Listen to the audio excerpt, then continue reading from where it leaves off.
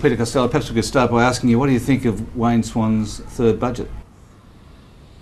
Well, I think as a strategy it worked reasonably well. The strategy, of course, was to lift the focus from the budget he was actually handing down. That is the budget for 2010, and get everybody talking about the budget he wasn't handing down, which was the budget for 2012-13. As a strategy, that worked quite well. If you'd have read the headlines the next morning, or indeed watched the commentary after the presentation of the budget, you would have thought this was a budget that was a surplus. In fact, it was a big deficit of $40 billion. Did you focus on the budget he was handing down? Well, we bear this in mind, that a budget is actually a request to the Parliament to appropriate money for the forthcoming financial year. That is the year beginning on 1 July 2010 to 2011. The appropriation he was asking for was to spend $40 billion more than he was raising. That was the appropriation that he was asking for. If you'd listened to the commentary, you would have thought he was actually budgeting for a surplus. So as a strategy, it was good, and it diverted the journalists. But I think as people look more and more into the detail, try and pick it apart, the really noticeable thing coming out of it, I think, was the resource rent tax. I don't think there was much reform otherwise. I make one observation: the really interesting budget paper, statement number 4 on the mining boom, makes interesting reading, because it premises a terms of trade surge for another decade. Now, I hope we have a terms of trade surge for another decade, but it's looking a long way into the future. Do you think that the $40 billion deficit for the coming financial year is justified in the circumstances? I'd make this point. We are in a terms of trade boom. Unparalleled mining boom, the biggest since the days of the gold rush. We have survived the financial contagion coming out of the United States.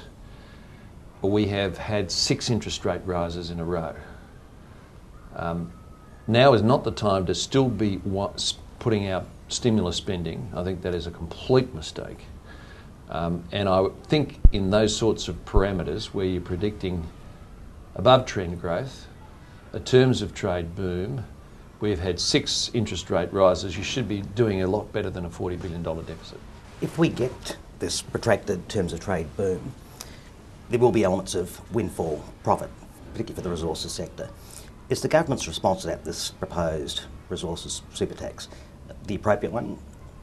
No, I don't think so. I think the government was quite misleading when it released the Henry report, which had a graph in it purporting to show that tax to profits was declining. Now, that was a graph which was about royalties and other resource-specific taxes. That graph left out the company tax. Company tax, as you know, is 30%. So if you're taxing companies 30% of their profit, the share of tax to profit does not decline. It's only when you leave that out and only put in the ones that do decline that you get a graph that shows they decline. You know, surprise, surprise. We left out the 30% tax and it shows tax to profits declining. Well, of course, that's the whole point of leaving it out, to show it. And on the day when the government released the Henry report, Wayne Swan was running around looking, look at this, tax to profits is declining. Yes, because you drew a graph designed to show that. And I couldn't figure out whether or not he understood it or whether or not he'd been taken in by it himself.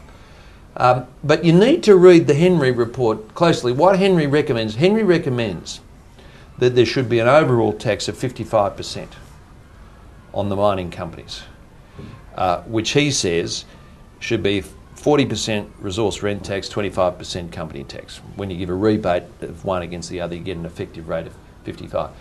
The government ran with 28% company and 40% rent, which makes it 57. But Henry said if we ever get to the point where we reduce the company tax, we should increase the resource rent tax to keep it at 55. It is a deliberate strategy to get a 55% tax rate on mining companies. Now, you can debate whether that's right or wrong. From my own point of view, no government should take more than half the profits of any enterprise. I don't think it's right myself, but let's be honest about this. It is a 57% tax take. Peter, let's go back a bit. How much of your success as Treasurer would you put down to the good advice you received from Ken Henry? Well, I appointed Ken as Treasury Secretary. Ken was a tax specialist. I think tax is his forte. I think he's very good at tax.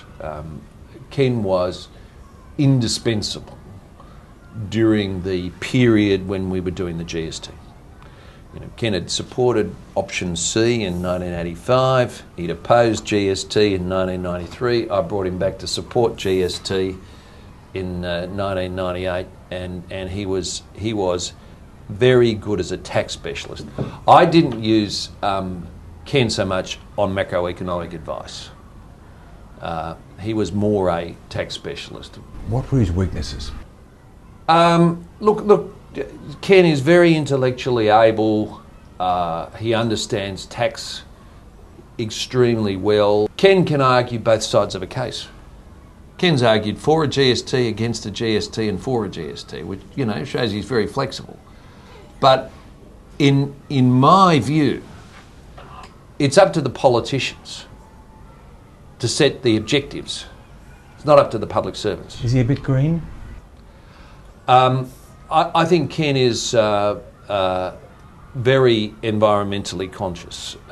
You know, he and his wife save wildlife, damage wildlife. I think he comes from a timber family, so I think he's pretty conscious on the environment. Now, I'm not saying that's good, I'm not saying it's bad. My point is this: Ken is a technician, a very good one, and should be a technician.